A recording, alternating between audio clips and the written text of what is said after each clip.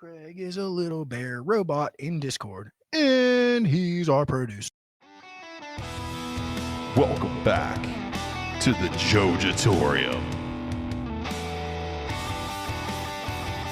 Once I think, remember too, whenever we found the German Scheiser porn. Let's not lie to each other. You're in twerk classes over there. That's yeah. That's all it is. The fitness class. Working on them TikTok videos you like so much. Dead face.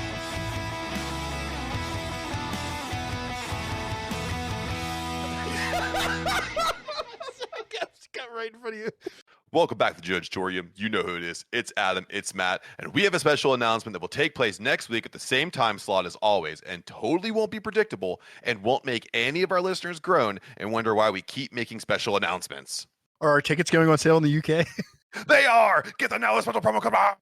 The boys have said it before, and they will say it until they beat the drum to death. Your mental health is important. As soon as festival season winds down, the mad scientist down there in the Jojitorium cooks up some fantastic brews, but with a twist. The Last Garrison is an English special strong bitter that takes its place among four titans of the brew lab with Shatface Pumpkin Roll Stout, Jason's Sleeping Bag, and the new Schwartz beer. These beers are going to good homes for a price, and all that moolah goes right to charity, baby. The boys have chosen People's Oakland, a Pittsburgh mental health charity, to donate all the money acquired for these delectable brews. People's Oakland aims to make our area a premier place for those who are afflicted with severe mental illness and co-occurring issues. You can support People's Oakland by going to their website, peoplesoakland.com, or by checking out the brews here in the Jojitorium by following Adam at @batch_brew. But just always make sure you tell them that the boys sent you. Hell yeah. You guys, welcome back. You guys have shown up in force on our YouTube. Thank you guys so much to all the new followers and the views and the subscribers. I mean, you guys have been so generous to us, and we really appreciate it. And I just want you guys to know that our last video is doing great, and our Halloween episode's up there, and our Halloween video for you guys up there. And if you like that stuff, just make sure you like, subscribe, follow, share it, hit the little bell for notifications, do all that stuff, because that helps us get into the algorithm, and then everyone can find out about all the beers we're making and all the things we're doing, all about Pittsburgh and just everything that you want to know about us. And we want to just keep doing that. So thank you again for all that. But enough of the gushy stuff. We are in round one. It is time for round one beers. Put that all together. What do we call it? Round one beers. Adam, since we are from our respective casas, I'm going to let you go first. Sure. So I got a little something when we were doing Brewing for a Cure from our good buddies at Trace Brewing. I'm going to try my best at this. The Agio Italian Pilsner, I think is how it's pronounced. And it's a Pilsner brewed with Italian grown Pilsner malt and dried hopped with Hallertau traditional and Mandarina Bavaria hops, and a little Hallertau Blanc as well. And coming in at 5.2. This is one's interesting to me because we also used Mandarina Bavaria in our Italian Pilsner here in the Jojitorium. So I'm sure theirs will blow mine away, but that's what I got. So while you're sipping on that one, Adam, I'll tell you what I brought to the table, because spooky season isn't over for me, damn it, because it's still real to me. I have Barktoberfest from Thirsty Dog Brewing Company. This is their German-style Oktoberfest. Really goes towards that Marzen flavor. It's just a good old-fashioned Marzen, man. It's got the malt to it. It's best served at around 38 degrees. It's 6% and it clocks in at 15 IBUs. I mean, this thing is a lot of fun. I had a few of them whenever we did a beer share up in my neck of the woods. And it's still available right now at some distributors, but I did realize when I was getting this one that the cases were going fast. So you might not be able to find this one. So if you can't, and I had the last one, haha, na boo boo, you can't have any. It's all for me. So Adam, you've cracked yours and I'm sure you've taken a sip. So why don't you go ahead and let everyone know about yours while I take a sip out of mine? Yeah, it's first off, the Thirsty Dog, that's who you have, right? Yes, sir. They make a killer Christmas ale too. So they do very well. But this Trace Agio Italian Pils is very good. It's super clean and crisp. It's a light golden, super transparent color, and the hops are just enough. I would say it's bitter, but it's not overly any flavorful note. You just get a nice bitterness and it fades into a nice crispness. I'm really liking it. And I also wanted to say, off of that opening read, thank you guys already in week 1. We just announced the charity on the socials, and I was already bottling up Schwartz beer here in the basement yesterday. So the donations are coming in, and keep them coming, please. Thank you guys. Yeah, absolutely. When we always seem to see whenever we do something like this, especially the first time we tried it out, we gave a lot of money to breast cancer research for friends of the podcast, Glimmer of Hope, and people showed up in force, dude. We had a lot of money raised up for that. That was a fantastic time. Yeah, I think we'll be doing something with them again soon. I'm pretty sure. Wonderful. Speaking of wonderful, this Barktoberfest does not disappoint. Like I said, it is a beautiful, just simply done Marzen that packs all the flavors that you want in, and it just nice and light on the tongue. But the nice thing about it is it's like sticky malty in the back, so it's like that sugar, like the sugary maltiness, just like sticks back there. Nice little crisp sweetness, and I love it. Yeah, what was the ABV on that again? Just a little paltry 6%, man. So you could drink these all night. Because yeah, sometimes like you get that from a higher ABV, but that's nice. They got that mouthfeel going with just a nice 6. Absolutely. I love it. I love it. So, Adam, we are in round 1. We have some delicious beers that we're going to be sipping on here. But I have to let you know that the other day I was stuck in Pittsburgh traffic, and I wanted to talk to you about this because I figured you would appreciate what I saw before we go into any fun news here. Driving in traffic, stuck in traffic, and there's a guy next to me in a pickup truck, and we keep just like inching to and from in lanes next to each other. And he had one of those old school like no fear stickers with the Grim Reaper.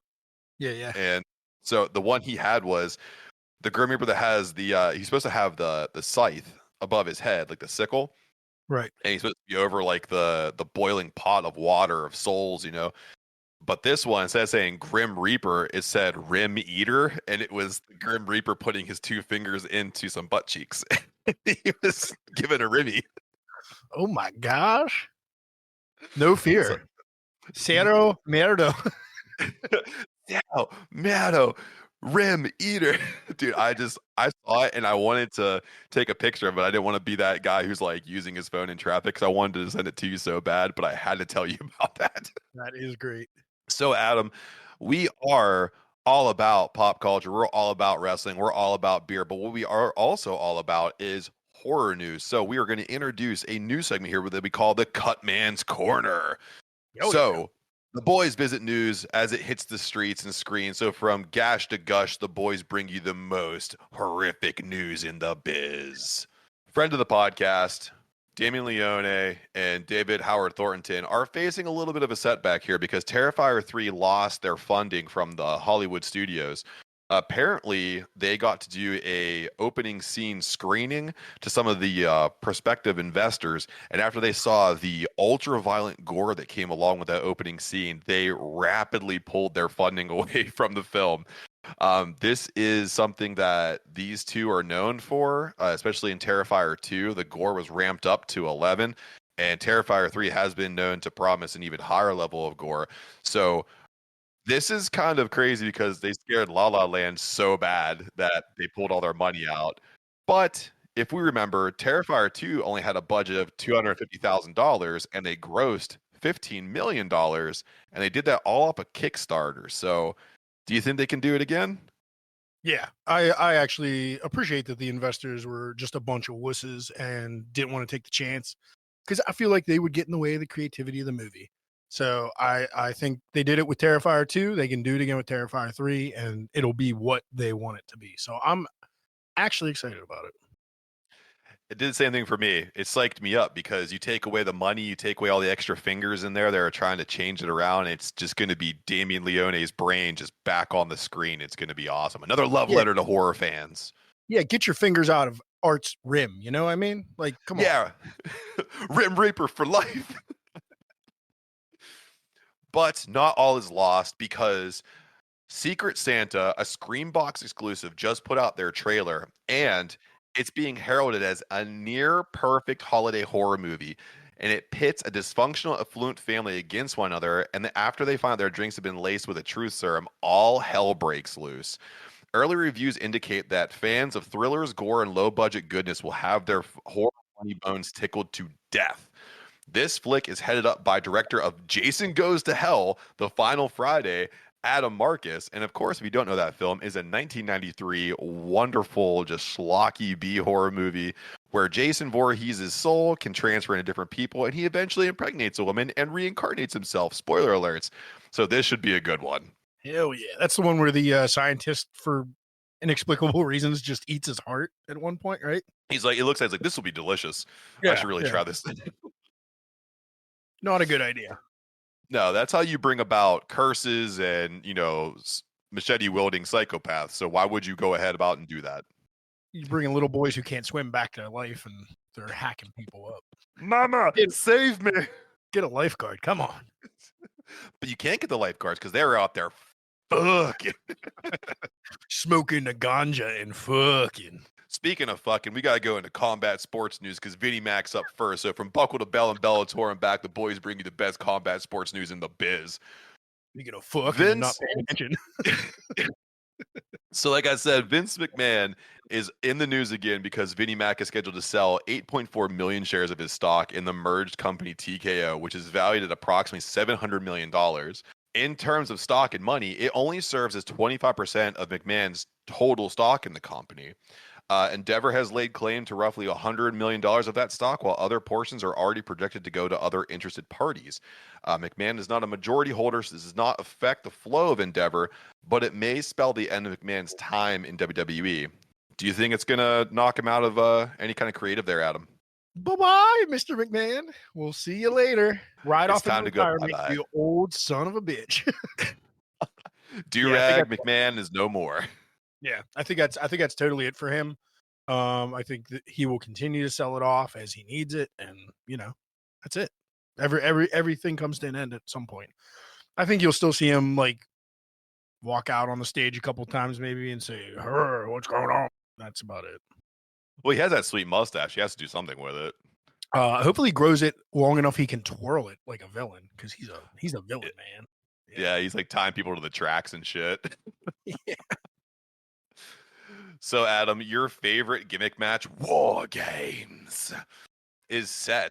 There's only one man that should do War Games, by the way. Adam Pearce tried it, and he is just no William Regal. Yeah. Well, Regal's got to stay off TV for another couple months, so we'll get it next year. I wish he could come back and do War Games, man. I just want to War Games. But this War Games iteration has finally been set. The War Games gimmick match has had some of the best stables to ever grace the squared circle in the highlighted glory of the WWE and the WWF. But this time, we're kind of getting a recycled couple storylines here, because at the conclusion of Monday Night Raw, the Judgment Day laid out Sami Zayn, Jey Uso, Seth Rollins after Zayn failed to capture gold against Rollins. Of course, Judgment Day was having a great time beating the shit out of the baby faces until Cody Rhodes showed up and evened things out, which then led to, of course, like I said, Adam Pearce coming out and screaming War Games and pitting the Judgment Day against the baby faces. Unless we see a bloodline influence on this match, I don't know if this is going to be one of the better War Games setups that we've seen in a long time. Yeah, I kind of agree with you. I think we will see it, though. I think you're going to get Jimmy, right? Jay's already in the match. Yes, I think you're going to get Jimmy on Team Judgment Day, and you're going to get Kevin Owens on Team Good Guy, and maybe make it a 5-on-5. I just don't see how this is going to play out, though. Like, Judgment Day looks like they're just going to be jobbing to the stars here. I don't know. They're going to have to get really creative in the execution of this match. Yeah, I agree with that. You're going to have to see a lot of influence here coming from the bloodline, because they're still the hottest faction in WWE, despite the fact that Roman Reigns doesn't wrestle as often.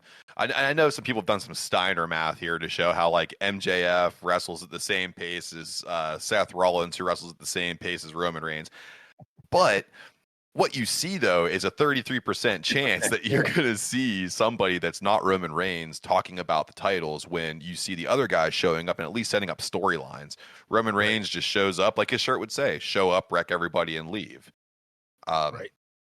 I mean, he's got to have some influence on it, though, too. If you'd see Roman Reigns come back through and do something, that'd be cool.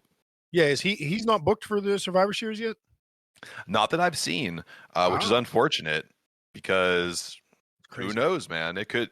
Dude, Survivor Series could end up being one of the best cards if they kind of ramp up some of the storylines here. So it's kind of flat right now because we've seen Judgment Day going against the baby faces for a considerable amount of time.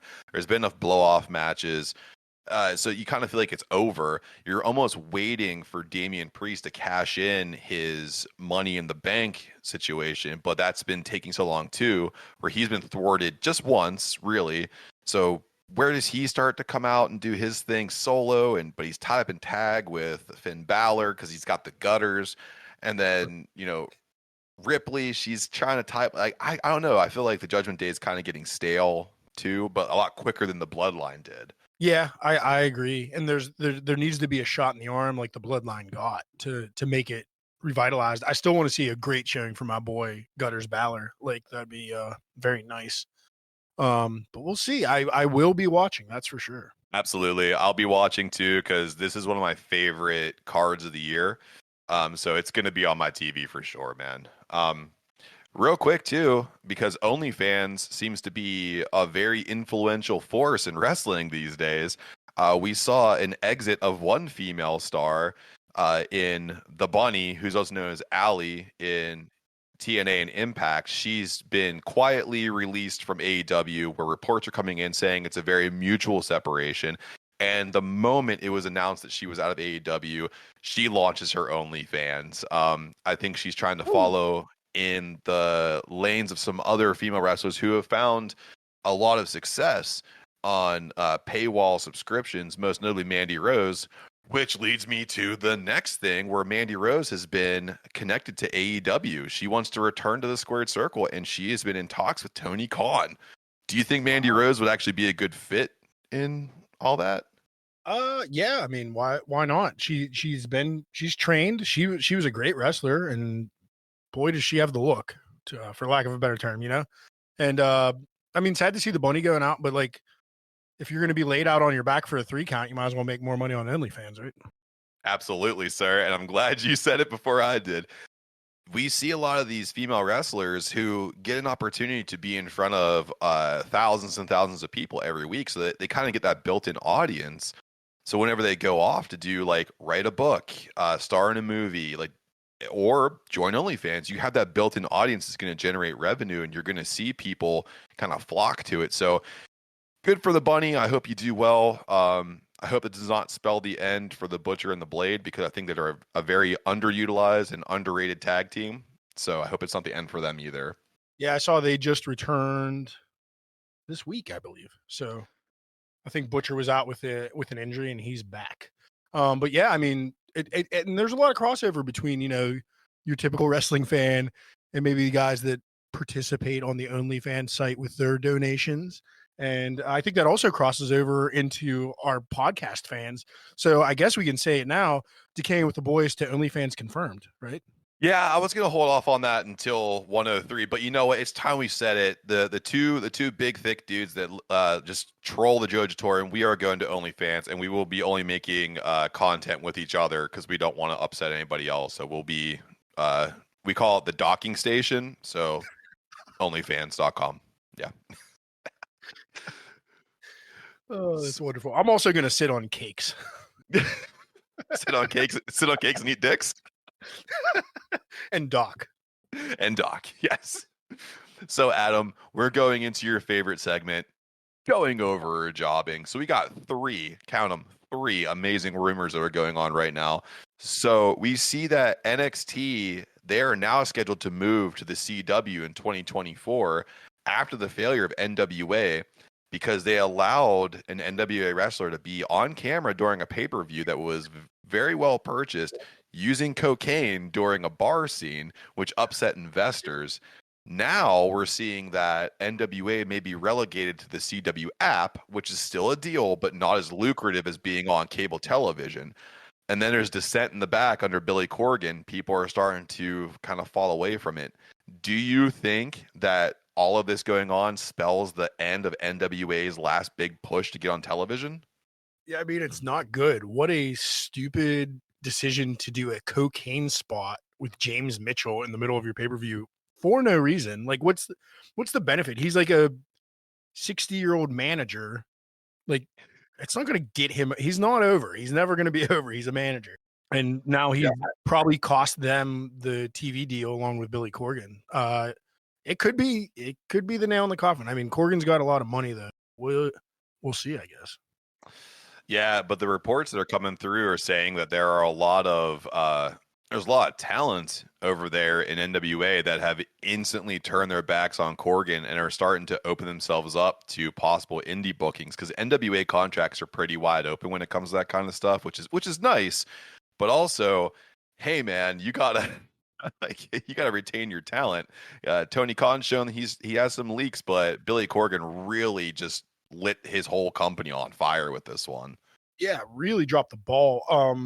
And I don't blame the talent. Go ahead and make your money, because Billy Corgan just lost you guys a big chunk of some fresh paychecks in a couple months when you were on the CW. That's your leader. That's your management's fault. Like, that's the facts. And what was CW doing? They had their dates with every wrestling company. It sounds like I heard they were also talking to AEW at one. So CW really wants wrestling. Yeah, they do. And that's what I'm saying too. They didn't fully abandon NWA. They just are going to relegate them to the app. So there's still a lot of wrestling to be had here, but NWA could have had the 19th most watched cable network in America. And now they're going to have, I think it's like the 115th most used app on the internet. Right between reruns of Buffy. That'll be great. Shut your mouth. I love that show. So, Adam, the devil in AEW is either going to be David Finlay, Jungle Boy Jack Perry, or CM Punk. And the funny thing here is that Bully Ray went on to say on Busted Open Radio that if Tony Khan has CM Punk in that devil mask, he will hold a sign to kiss TK's ass in Times Square in New York. Of these three people, who do you think is the most likely person to don the devil's mask whenever we go to Full Gear? So I think this is going over for sure. It's one of those three men. I think it's most likely Jungle Boy, sadly, which will be the most disappointing of the three. But I would like to add, if it is CM Punk, I will literally be kissing Bully Ray's ass while he's holding that sign in Times Square, because that would be the best work ever. But I don't think it's happening. Yeah, we cracked a joke an episode ago where he said if it was CM Punk that, like, oh, we lost ratings for this. But, I mean, my favorite thing to say is I'm willing to lose a majority of you to gain a few of you. Could you imagine the hardcore fans that would just be on board for CM Punk being in the devil's mask? You would just, AEW would skyrocket. It would be insane. It would be a weird move. I'll put a bet on it for the podcast. Okay. If it's CM Punk, I will shave my head. Oh yeah? Yeah. To the buzz cut. I will not go bald, but I will do a buzz. I will buzz my hair off. I tell you what. I hope it's I'm going to cut it into a clip. Yep, I'll buzz my hair.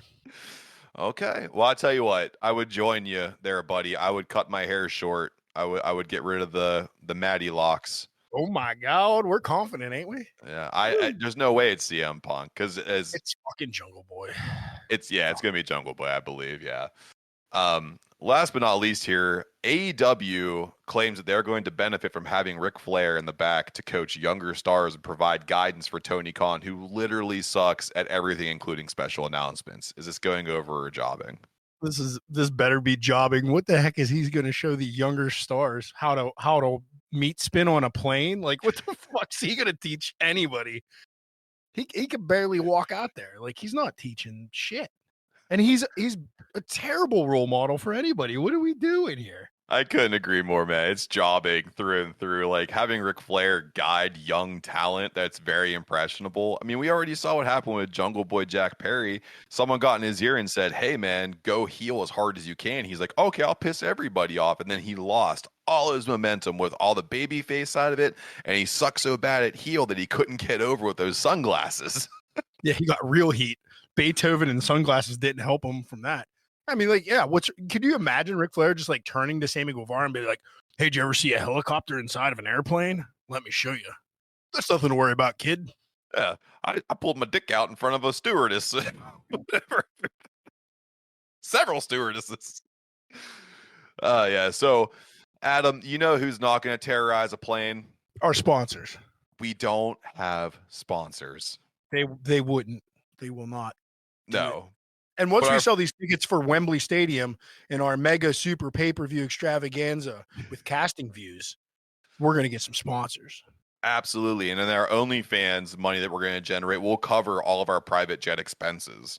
But until then, we will feature our friends in the podcast world. So if you support our friends and you support us, and when you support us, we do some pretty cool stuff. So we'll see you on the other side.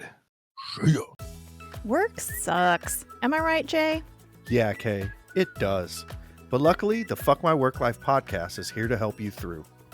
In this comedy podcast, we share memorable workplace stories through guests and listener submissions in the hopes of brightening your day, or at least leave you thinking, maybe you don't have it so bad after all.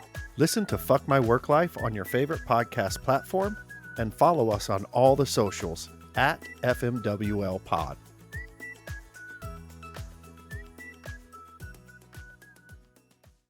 Welcome back. Hopefully you heard something that you like, because again, when you support our friends and you support us, and when you support us, we do some pretty cool stuff. So Ada, we are in round 2.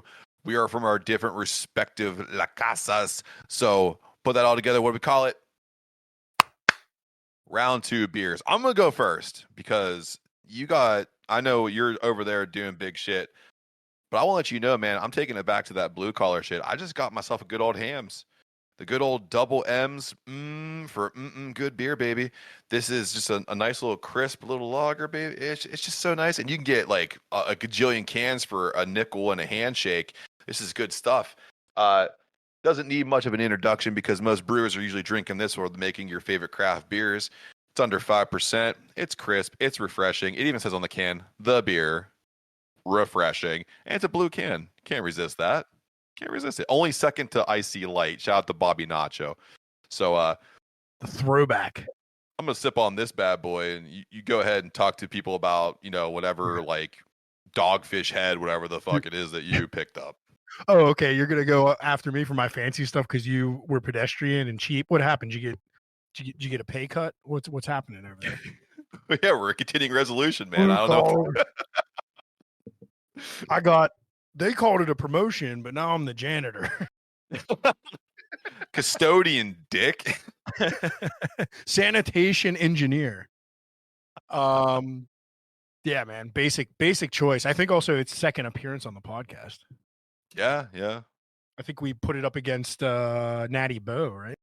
And Natty Bo destroyed it. It did. No, Natty Bo was. Hamm's won. It didn't. I'm pretty sure Hamm's won. Natty Bo's pretty good. Listeners, go back to that episode and listen to it for us. Yeah, we'll put it in the show notes. You guys can go back and listen to it. Yeah, but I do not have Dogfish Head. I actually am being very self-serving and trying one of the beers that's up for donations for our charity we talked to about at the beginning of the show, People's Oakland. And I am drinking the Jason Sleeping Bag, which is our toasted marshmallow IPA. It is a smash IPA, so it is only malted with American two-row, and then it is hopped with exclusively Idaho 7. And then once it ferments and is at a nice 7.2%, the first lady of Bash Brew toasts marshmallows and turns them into a simple syrup that we add post-fermentation. So it's a very nice like dessert IPA. It's a big swing, but it works. The Idaho 7's a very and gives it like some creaminess, and then there's vanilla and marshmallow in syrup, and you even get a little bit of the toasted bits. So don't be worried if there's black specks. That's just the campfire. But yeah, this is available through the end of the month while supplies last. So grab yourself some and give a little donation to People's Oakland. Yeah, you blew me out of the water there. I actually feel really terrible now. So you win. In all fairness, if we were in person today, you were also picking up some of this. So that is true. It'll be here for you next week. Okay, good. So that's, People's Oakland's very important to us right now. And it should be to you as well. So Jason Sleeping Bag, like I said before, is one of the 4 juggernauts of the Brew Lab that are up for donation. So whenever you buy a bottle, you don't actually buy it. You're donating that money to a worthy charity that looks over the mental health and well-being of people who are truly afflicted by severe mental illness and co-occurring disorders. So, and if you don't know what a co-occurring disorder is, that is someone who is afflicted with severe mental illness as well as a substance abuse issue. You marry those things together, and those things are very cyclical, and it takes a very skilled clinician to address those situations. So, People's Oakland has shown on multiple occasions that they are capable of handling those things, but they do need, as a nonprofit, some extra money to bolster up their services. So, buy our beer, donate to charity, and help make a difference in Pittsburgh. Yeah, and we found them through them working with another we've just worked with recently, which is 412 Food Rescue. So they work with other charities, and everybody's helping everybody, and that's kind of what put us on alert that that's a possible charity to go to. And we looked at their website and what they do, and that's why we decided on that on People's Oakland to benefit. It's not a ton of money we're going to raise or anything, but we wanted to make sure the charity we were giving our listeners and our patrons money to was a worthwhile cause. Absolutely. And so while we sip on these delicious beers, of course, one made by the skilled hands of Adam over there in the Jojitorium, and then my Hamms, we are going to go into one of my favorite segments, the Ground and Pound. Because at the top of the episode here, we talked about mental health and awareness and helping those in need. But we also talked about horror movies, and horror movies and mental health have gone hand in hand over the years, where lots of movies will try to take on the responsibility of highlighting a mental illness and trying to infuse it into a horror movie to either project a storyline or to bolster up a horror villain. So I went on to movieweb.com, and they actually had a list of movies that they felt portrayed mental illness in a very meaningful way over several movies. So Adam, I want to go over the top 5 with you, and I want to see how you feel about this list. And also, I'm sure, because you and I never stop watching horror movies, that we are going to have some added suggestions for this list, and also for our listeners to go check out. Because even though November is mental health awareness for men with Movember, it is also always mental health awareness the other 11 months out of the year. So, Adam, I pitched to you that we ground and pound the living shit out of the movie, what the hell did I call it? Movieweb.com. Movieweb.com. Let's ground and pound them. So, Adam, coming in here at number 5, we have Black Swan, the iteration from 2010, where we see Natalie Portman squaring off against Mila Kunis in a tale about self-doubt, jealousy, and personality disorders in this recreation of a classic theater production, Swan Lake. This movie is, I think, does a great job of highlighting the necessity to feel accepted, and also fighting against people that can try to steal our spotlights. That's where the personality disorders really come in, because you start to get the attachment issues, and especially in this movie too, where we see a toxic relationship and codependency really form between Natalie Portman's character and Mila Kunis's character. Yeah, I agree. I think it's belonged on the list. It's not my typical go-to for a horror movie or a movie in general, but beautifully shot, a classic tale, just updated a little bit. And it was a great movie. It's not something I go back to over and over again, but it is really good. And kind of was very popular in 2010. Really got the spotlight on the horror genre in general. It was nice when it hit theaters, especially too, because they were riding a lot of the popularity of the time of Mila Kunis, who was kind of taking the world by storm. She's coming off of the popularity of that 70s show, her high profile marriage to Ashton Kutcher.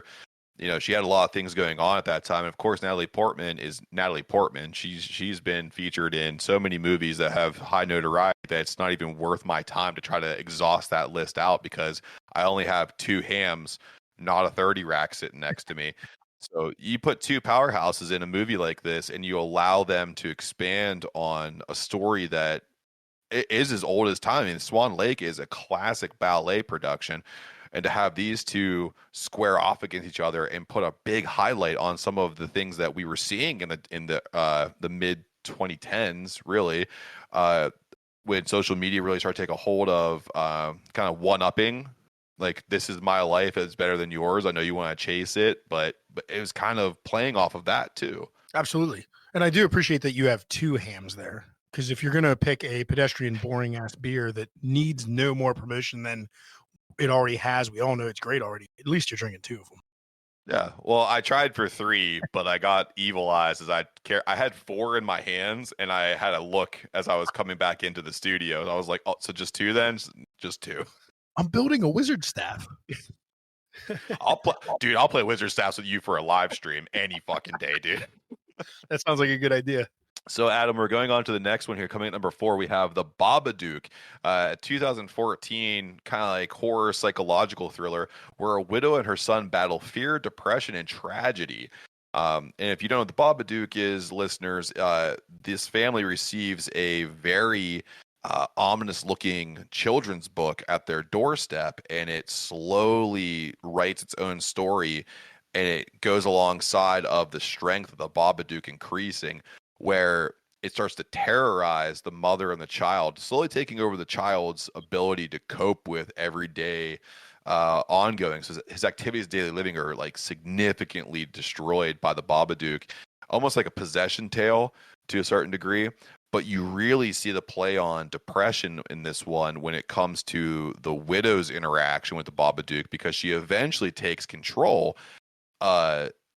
of the spirit itself and finds herself again. She finds her inner strength where she can finally become the woman that she was before she unfortunately lost her husband. Yeah, and a great movie in my opinion. Not a gory movie, but it just is very intense, and it just plays on your anxiety, and like you're just waiting, and it's all in anticipation. The music helps. Again, shot wonderfully. It's just creepy, and it shows that it might even be a PG-13 horror. I don't know. It is. But a great example of what a PG-13 horror can do if it's just good storytelling and just creepy as hell. So I agree with that one on the list. This movieweb.com is doing okay for right now. It's going well. Yeah. And you just said there was an absence of gore in the Babadook. So number 3 on the list takes the gore and just rams it right up your nose with The Voices in 2014. Ryan Reynolds, that Dreamboat, Mint Mobile, Wrexham FC owner. He had liquor at some point, I think. Yeah, aviation gin. I think that was him, yeah. This is a comedy horror about the pitfalls of schizophrenia with active hallucinations mixed with a touch of attachment disorder, because Ryan Reynolds plays a serial killer who becomes just undeniably attached to women that he sees in his everyday life. And in his brain, he is seeing himself interacting with these people, not only the women that he's lusting after, but people that are influential on his life. And he has this beautifully shot idea in his mind of how he's talking to them, how they're interacting. But in reality, whenever the camera steps away from his mind, we see that everything is gray and everything is depreciated. And one of the coolest things about this movie is he does, in fact, murder a woman, and he makes it look as if he was able to finally chop her and place her in to-go boxes like Tupperware and stack her neatly in his refrigerator. And at one point, that facade breaks, and it's actually just a sloppy, terrible mess, blood everywhere. If anyone saw it, they would know exactly that a murder happened right here. It is a descent into unaddressed mental illness to the nth degree, but it does deliver on comedy because there's talking dogs and it's Ryan Reynolds, and because he's a smart ass even when he's schizophrenic, and it delivers. It's a fantastic comedy horror. Yeah, talking dogs, talking severed heads. A great movie, very funny, but yes, gory. And actually, this movie specifically just came to my attention in, I think, this year, 2023, maybe 2022. My wife told me about it and said it was really good. I was like, oh, I don't think I've ever seen that. I don't remember Ryan Reynolds in a movie like that. Yeah. And I watched it, and yeah, it was freaking great. Very, very good comedic timing, deadpan humor, but definitely brings attention to schizophrenia and hallucination. And it does a really good job. Like at the beginning, you think you know what he's hallucinating and what he's not, and like what you said, like at the end, you see that apartment is actually just a horror show. It's not even as what you thought was real. It's 10 times worse, and that's good. That's a really good movie. It's one of the best horror comedies. It's up there with Shaun of the Dead for me. Yeah, I would agree with that. Just the way that everything pans out. Like you said, the comedic timing is there. Ryan Reynolds has layers of ability in his acting repertoire, and this movie really puts it on display because so you find yourself rooting for him a ton of times. Like you're finding yourself saying, "Oh, I hope that he kind of gets away with it," because you feel so bad for him, and all he wants to do is be loved, but no one's taken the time to really address it. They've brushed him off. It's society's blind eye to mental health. Absolutely. Adam, we're moving into the second movie on this list here, number 2, The Lodge in 2019. This is a movie that I didn't see until very recently, but Grace Marshall is the survivor of a death cult, and she takes the place of a wife, Laura, who commits suicide over Grace's planned marriage to Laura's husband, Richard. Grace tries to bond with her stepchildren while in a snow-covered lodge, but of course, the intense deception, manipulation, exploitation, and anxiety attacks, Grace clicks right back into that death cult mentality that she was brainwashed with, and she attacks an entire family. This dives deep into codependency, toxicity, of course, like I said before, manipulation, exploitation, and anxiety. So this movie is a highlight of people who can kind of hide things for a long time until they can't handle it anymore. So it's, again, kind of society's blind eye to mental health treatment and its needs. Yeah, I don't think I'm familiar with this one, unless does it get really gory at the end? It certainly does. It gets pretty gory at the end there. Is there a castration? Or am I thinking of a different movie? I think you're thinking of a different movie. Okay. Yeah. But Right. Well, you're not wrong to say it got gory at the end, because it definitely does. Okay. I'll bring that one. I'll figure out what that movie was, and I'll bring it next week, because that one's also a creepy. It's very similar, but I don't remember there being children in that movie. I think it was just a husband and wife. But I will check this one out. I'm not familiar, but it sounds pretty intense. It really is, especially when there's a scene where you see her kind of snap back into a former train of thought, and you can actually feel it. You're watching her do it, and the way that they gear up to it with the musicality of it, and then you just see the look on her face click in. I audibly said, "Oh shit." So Adam, number 1 on the list here, and it shouldn't be any surprise to anybody, 1960s classic Alfred Hitchcock vehicle, Psycho. This black and white horror movie has been marked as insight to schizophrenia. It's looked at closely now for the trauma induced by severe codependency and the possessive relationship, especially between a primary care group, which would be your family, and its lineage would be children. So the relationship that was very toxic between Norman Bates and his mother, to the point where, if you haven't watched this movie, I don't know why you haven't watched this movie. If you listen to us, you've watched this movie. But the very end, Norman Bates dressing up as his mother, to inflict damage. Well, actually, throughout the movie, that iconic shower scene. This movie is everything that a horror movie analyzing mental health should be. It really shows people that are struggling, that need help, and they're so isolated. And again, the third movie in a row, society's blind eye to mental health treatment. Yeah, I mean, classic horror movie going from the movie stand. But yeah, I mean, it's in the title. It's Psycho. It's a psychological horror movie. Norman Bates makes a really good-looking older woman too. So there you go. Yeah, he's kind of gilfing it. Yeah, he's close to classic mama's boys and horror, I think. So yeah, great movie. Psycho 2, also a great movie, where it really kind of flips the whole thing on its head a little bit. So check that out if you haven't. And then anything after that, don't watch. If Vince Vaughn is Norman Bates, turn it off. I would say the Bates TV show was good at times. Yeah. I can't give a strong opinion on that one way or the other. I only watched the first season, and the first season was good. So I don't know where it went from there.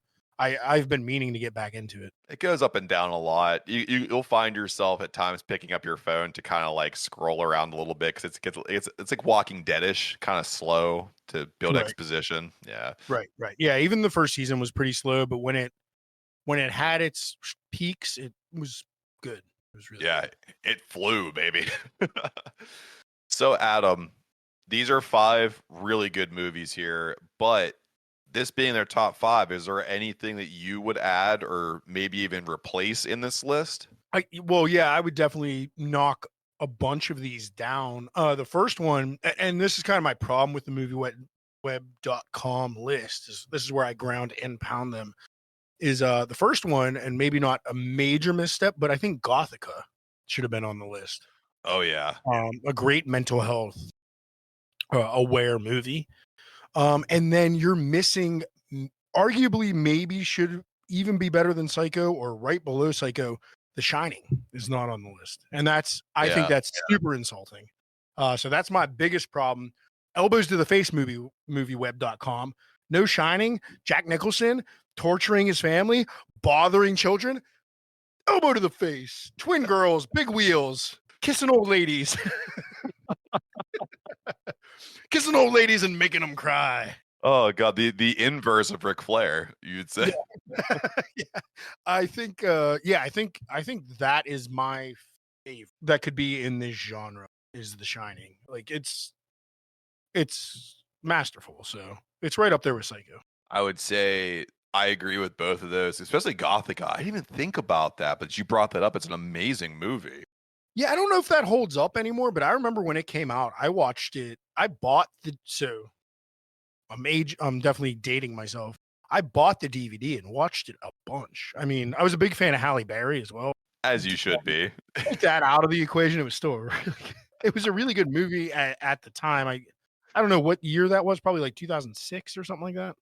Yeah, it was early in the 2000s because we actually talked about it once when you went against Bobby Nacho for the trivia.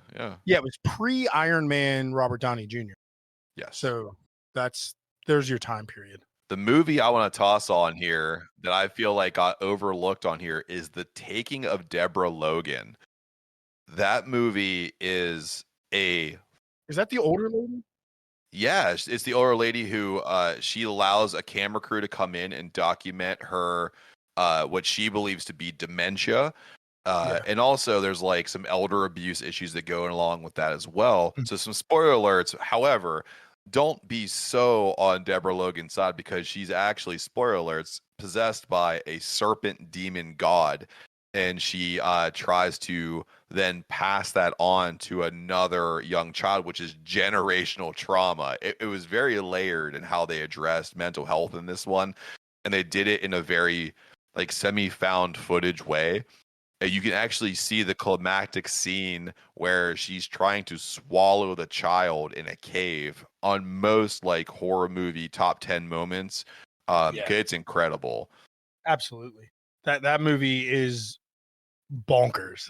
I really like that movie. I didn't even think of that one. Another one though, since you're bringing up generational trauma, another one, and one of my favorite horror movies again of all time, Hereditary, kind of in the same vein, really addresses mental illness and loss and trauma, like kind of on a mystic level and like cult level, but you also see like a loss of a child in that movie, spoiler alert, and how the family just deteriorates around that and what can happen.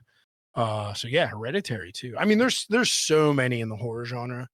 But I read your list when you sent it to me and I was like, where the fuck is The Shining? I thought for sure you were going to toss Pet Sematary on here. Yeah, I mean, I guess that's in there too. That's definitely in there too. But The Shining was a bigger red flag for me, but Pet Sematary, also one of my favorites. So you have an extensive list here, people. If you really want to get into how horror movies take on the Herculean task of talking about mental health, these are some great movies you can do it with. And if you want to ease your way into it, of course, start with Black Swan, but work yourself up to some of the more horrific movies we were talking about here. I think The Voices is the one that's going to trigger the most people because there's a lot of very deep-rooted mental health issues in that movie. So tap dance your way around there. Do a little bit of research before you start watching them. But it's also comedy horror, so it kind of puts it like there's points of levity at least. But it's probably the goriest one. I haven't seen The Law, but it's probably the goriest one on this list. The Law just trying to take it over. I'll tell you that much, man. yeah. I'm watching that this week. I was not familiar with that one. I didn't have time to watch it today. But I will watch it. I thought I knew it, and then as you were describing, I was like, nah, this isn't the one I'm thinking of. But I will bring you guys that one next week because that one also just a crazy psychological thriller. So, Adam, another psychological horror we got to go into is your favorite segment in the second half. Questions from the internet. Give it to us, listeners. I love what you send us. So this one I actually pulled from like TikTok trends because every once in a while a good one pops up. Like the cinnamon challenge was stupid, that kind of stuff. However, this one is intriguing because I actually tricked myself for a second. Adam, you get to either just get $1 million or you get a chance for $25 million, but you have to gain 5 total yards as in an NFL game as a running back, as you are right now. Which one would you take? Am I in for every play of the football game? I think some people are saying you're in for the whole game. Some people are like you have four downs to get it 5 yards. So I would say like if you 4 downs, you're not going to make it. But let's say the whole game. No. I think here's the thing though. I think in 4 downs I can make it. Yeah. If I have a good offensive line, I think I can make it. But as the game goes on, I'm going to get hit behind the line. That's going to subtract from your 5 total yards. It's true. Eventually I'm going to be getting hit 5 yards back and you're never going to. So if I'm in for the whole game, I'm taking the $1 million. If I have 4 downs or a quarter, maybe I'll go for the 25. Not super confident I'll make it, but hopefully I just have a good O-line that like will open me up a hole and I can get like, a yard or 2 every play. That's all you need. But if I'm in the whole game, I'm totally fan. They're going to start just dropping me where I stand, so. Oh yeah. I'm going to say right now, I'm taking the $1 million every time. I don't care if I'm in there for 4 carries or an entire game. I've met NFL players in former positions in my career, and I can tell you that I'm a large man. I'm 6'3", I'm 300 plus pounds, and I look like a toddler next to some of these people. And I'm like, oh, so what do you do? Like, I'm the fucking punter. I'm good. Here's also another problem. Once you get hit on the first play, you might not get back up. Like that might just be, you might only get one play. Could you imagine Myles Garrett just coming off the blind side and taking your head off? In all fairness, I am a risk averse person, so I probably would just also take the $1 million. I'm risk averse and not self-confident. So I'll probably just take the $1 million. What a marriage of two terrible things. Right. So speaking of risk aversion, Adam, what is something you will never do ever again? My quick and dirty answer, which is probably going to be a lie. I'll never make a seltzer again. Is that a good answer? That's a really good answer because we were both afflicted by that one. Yeah, we got really sticky and then it sucked and we dumped it anyway. So probably never going back to that unless I go pro. Shit, I can't think of anything else. The only other thing I could think of was for a while I would not swim in the ocean because I had a little bit of an undertow issue and had to get saved once. But I got back in the ocean this year, so that's a lie. I've already been back. I just don't go out very far. I guess that's it.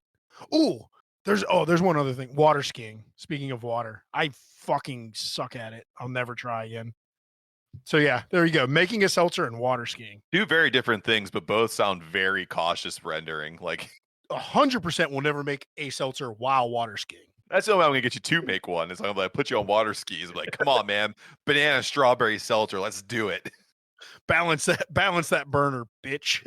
I would say in terms of things I'll never do again, it's kind of going along the terms of like water skiing. You know, I'll never snowboard again. The last time I did it, I got hurt pretty bad. So that's something I'll definitely never do again. Also, I will never, and I mean this, no matter how much money we would ever make from me doing it and making a video of it, I will never take this is the hottest pepper challenge ever again. I'm never going to do it. I ate a ghost pepper raw or a Carolina Reaper. I ate it raw just to like, I'm no bitch. I'm a bitch. I'm a bitch. Like, I don't want that shit no more. Listeners, you can still throw that one at me. I'll take it. Oh, you're a better man than I am, dude. Probably I remember doom punishment at some point. I saw the future. I bet you do not do well with spice. That would be torturous for you. You know, it's crazy when you say that too. Like, I don't do well with spice, but when I talk to other people, they're like, dude, you eat a lot of spicy food. I'm like, am I like a mid-carter spice? I'm like the Dustin Rhodes of spice guys. Yeah. You're a mid-card jobber, you know, because you said Dustin Rhodes, so I have to throw a jobber in there. But no, you're definitely mid-card because like you're not good with spice, but you're way better than other people that like, woo, pepper's spicy. Like, you know. I'll take that. I can eat ancho chilies and stuff. I like red pepper flakes. Well, you can and all do that like stuff. the standard bar hot wing. Like, there's people that can't go past mild. So you're doing well. Yeah, I can hold an IC title when it comes to spice challenges. Yeah, you're just not in challenge territory. That's all. No. Yeah. One and done, baby. Never You'll again. never be a world champ contender. But yeah, a good IC champ, a good hand in the wing game, you know. I'm here for it. So, Adam, what are 3 things that you can talk about no matter what? But however, you can't pick politics. I don't know why, because I don't talk about them. Beer or podcasting? What are 3 things that you can talk about? We can throw religion in that too, because fuck that. Oh yeah. About that. 3 things. Oh, it's still easy. You didn't limit us enough here. So horror movies. Okay. 1. What we just talked about, hot sauce. I can talk about hot sauce and spicy. Let's just go food in general. Food for Okay. And boy, maybe it is harder for 3. There's 2. What else am I passionate about? Music. Yeah, music. So there's my 3. Yeah, I would agree that I could talk about music a lot. I actually get into random music conversations a ton for some reason. I do have a broad spectrum of things I listen to. So that's pretty good. You make fun of my musical tastes a lot, which granted, it's warranted. I love 3 Doors Down, Creed, Panic at the Disco. I would say too that I would also say that I do like talking about sports, but like sports that I like. I love talking about pro wrestling and MMA and boxing and kickboxing, like that kind of stuff. I could talk about that pretty consistently. Yeah, definitely. And then the last thing that I can talk about, and I'll go blow for blow with most people, is like cult comedy, like catchphrases and quotable moments. I'm pretty good at that, man. I'll hear someone say something and I think that no one's going to catch on to it. I'm the guy who will respond with the next line. So I would say stuff like that too. I'm really good at that, and I like talking about them. You're very good at that. I like obscure, weird shit. They only said beer. Like, I will talk bourbon. Oh yeah, a bunch. Like, especially if I'm drinking it. You should just I just counted that as alcohol in general, so I didn't count. I'm a big bourbon head. We will do round 1 and round 2 bourbons at some point, but it's got to be where Matt can hang for a while. And we'll have to go out to some local places and grab some bottles and bring them back and do a tasting. Yeah. Yeah. I mean, the spoiler alert, in a few weeks here, we're going to be going to Liberty Pool. So maybe we'll pull on some of their selections, huh? I'll be down for that, sir. You know, Daddy loves a good bourbon. Hell yeah. So, Adam, for the 102nd time, I'm going to ask you what's on tap and where can you find us? Yeah. So again, all of these beers that are on tap right now are available in bottles or here in the tap room for a donation. We'll just say a donation. Usually bottles are about $5 a bottle if we got to put a number on it. But again, 100% of what you're giving is going to People's Oakland. And I'm not even going to sugarcoat it. If you're not in the beer, just please donate to People's Oakland. And you don't even have to give us acknowledgement. We just want you guys to know that they exist and that they're in an important role in our society right now. Especially if you go down in the downtown Pittsburgh, like mental health is a thing, and it's an epidemic right now here in Pittsburgh and probably everywhere. But you definitely see it here. But back off of my soapbox on that. Number one, the Last Garrison, which is our English special bitter, coming in at 5%. That'll be on tap and in bottles by the time you're listening to this. And for an explanation on the name and why we made look at _brew on the Instagram.